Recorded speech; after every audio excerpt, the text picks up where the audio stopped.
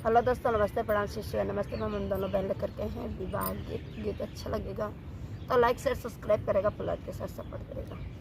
Hello दोस्तों, मैं कंचन अपने यूट्यूब चैनल पर सभी का स्वागत करती हूँ। हम दोनों बहन विवाह गीत लेकर आए।